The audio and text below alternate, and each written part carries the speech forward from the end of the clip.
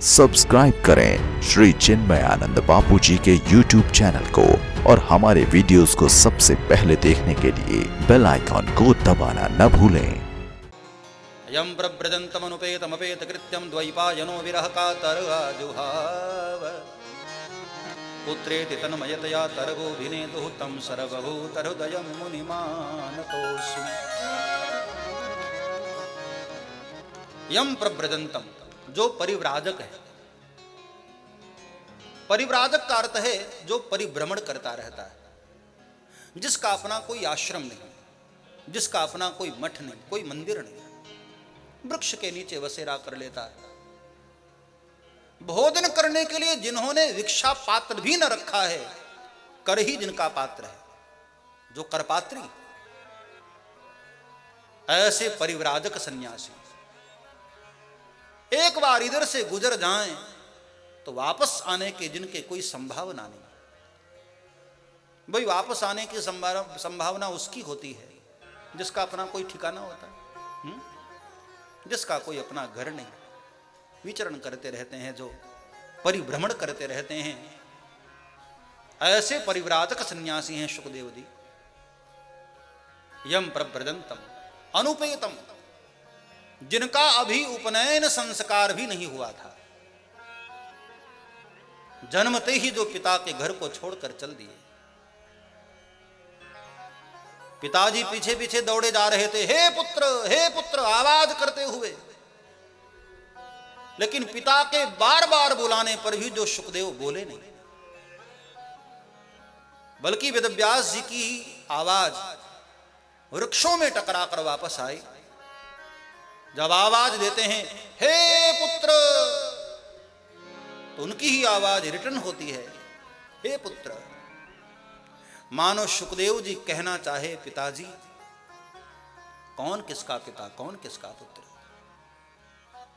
यहां कोई किसी का पिता नहीं, कोई किसी का पुत्र नहीं पिताजी, ये तो सब मोह के फंदे हैं। आदमी की मृत्यु हो जाती है, फिर कहां वो पिता रह जाता है? हाँ, फिर तो एक शव हो जाता है, एक मुर्दा हो जाता है, फिर पिता नहीं होता है, पिता का शव होता है। आंखें खुली है तभी तक सारे संबंध हैं, बाकी कोई किसी का नहीं। किसी नई आत्मा को आना होता है ना, तो किसी का भी वो एक सानिध्य लेकर के अवतरित हो जाती है। माता पिता माध्यम जरूर है, लेकिन उसके रचयिता नहीं। हकीकत में संतानें तो हम सब परमात्मा की। बड़ा प्यारा उपदेश दिया मानो, बार बार पिता के बोलने पर भी जो बोले नहीं, बल्कि वृक्षों से टकराकर वापस आवाज आई, ऐसे सर्वभूत हृदय शुकदेव जी को तम सर्वभूत हृदयम मुनिमानतोस्मि। वंदन किया, प्रणाम किया। फिर लेकर के चले हैं नैमिषारण्य, जहां 88,000 महात्मा लोग बैठे हैं।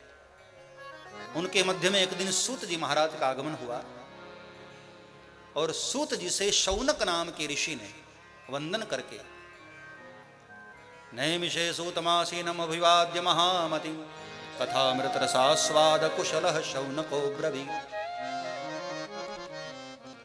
अज्ञानध्वांत विध्वंस कोटि सूर्य समप्रभ सूताख्या ही कथा सारम मम कर्ण रसायनम। महाराज को ऐसी कथा सुनाइए जो कानों के लिए रस प्रदान करने वाली हो। मम कर्ण रसायन, जिसको सुन करके महाराज ये भव रोग मिटे और वापस कभी आए ना, कोई ऐसी कथा सुनाई। भवरोग क्या है? पुनरपि जननम पुनरपि मरणम, यही भवरोग है। और भागवत कथा ऐसी है कि जिसको सुनकर सबसे पहले यही रोग मिटता है, भवरोग। पुनर्जन्म न विद्यते।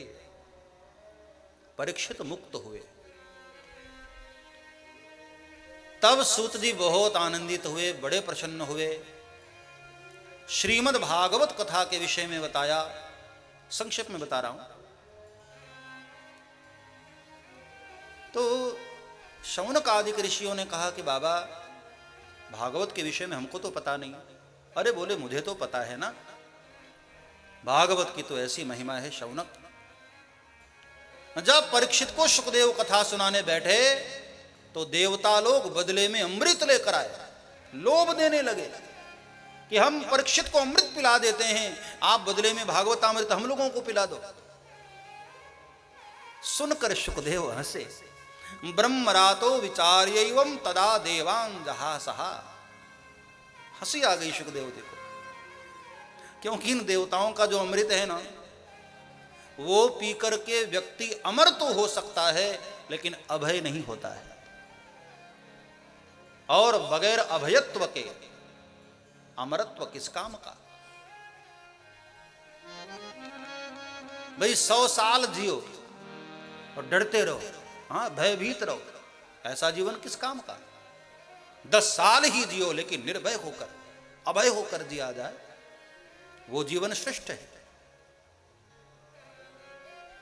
कहा तुम्हारा तुच्छ अमृत और कहा मेरा दिव्य अमृत, बराबरी करने चले हो। हाँ तुम्हें पीना था तो परीक्षित के बगल में आकर बैठ जाते, मैं तुम्हें पिला देता, लेकिन सौदा करने आए हो।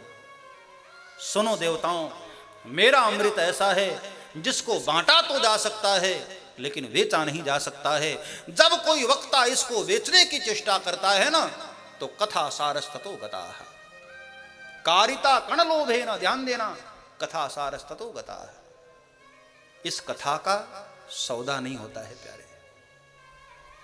बांट सकते हो, आपको अधिकार है बांटने का, बेचा नहीं जा सकता है। इसलिए कभी भी मैं सबको प्रार्थना करूं, भागवत कथा का आयोजन कराना है ना, तो कृपया मेरी प्रार्थना है पूरे विश्व को, भागवत का मोल मत करो। कई नादान लोग पूछ लेते, महाराज कितना लेंगे आप? हाँ, अरे तुम क्या दे सकते हो प्यारे, भागवत का मोल करने चले हो? तुम पूरा जीवन दे दो ना, तब भी भागवत जैसे महान ग्रंथ का मोल तुम पूरा नहीं दे सकते हो। तुम मोल करने चले हो, भागवत का मोल नहीं होना चाहिए। मां के दूध की एक मर्यादा होती है प्यारे। हाँ, मां के दूध को तुम पी सकते हो, लेकिन प्याले में लेकर मां का दूध बाजार में बेचा नहीं जाता है। मां के दूध की अपनी एक गरिमा, इस रस को हम पी तो सकते हैं लेकिन बेचने का अधिकार नहीं।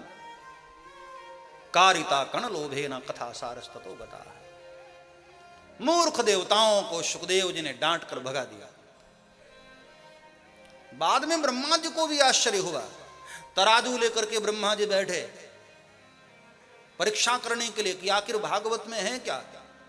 लघुन्यनानि जातानि गौरवेण इदं महत्। दुनिया के तमाम ग्रंथ श्रीमद् भागवत के सामने हल्के पड़ गए और श्रीमद् भागवत वजनदार निकला। वो है श्रीमद् भागवत। ये तो नारद जी की कृपा हुई, सनत कुमारों से उन्होंने कथा सुनी और जन जन में इसका प्रचार कर दिया, वरना तो भाई हम लोग भागवत जैसे इस महान ग्रंथ से अपरिचित रह जाते। सब्सक्राइब करें श्री चिन्मयानंद बापू जी के YouTube चैनल को और हमारे वीडियोस को सबसे पहले देखने के लिए बेल आइकॉन को दबाना न भूलें।